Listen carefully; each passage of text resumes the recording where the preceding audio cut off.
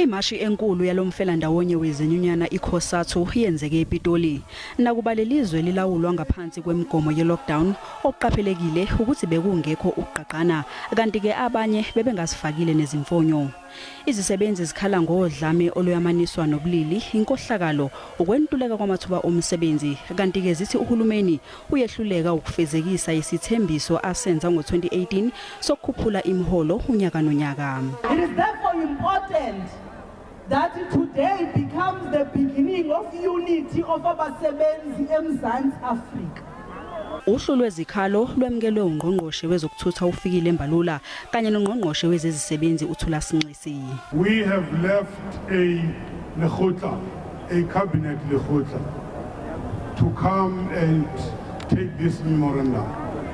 That's how serious we are respecting the workers.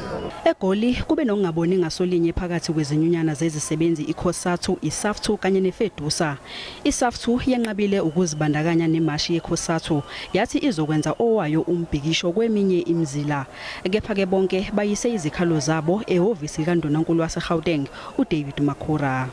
This government is allowing lumpen elements amongst the working class to strip all of the rail networks, starting from the cables. eNorthern Cape izisebenzi zibuthane edolobheni iKimberley zamashela ehhovisi likaNdunankulu wesifundazwe.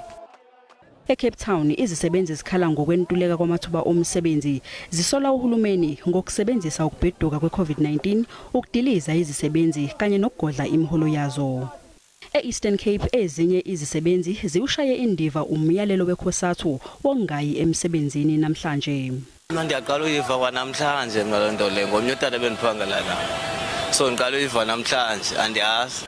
eNorthwest amalungu eKhosathu ehambisana naweSAFTU kanye naweNehawu adele imvula ebiyidliva amashela edolobheni eMahikeng eyokwethula uhlu lwezikhalo kuNdunankulu uJob Mohoro.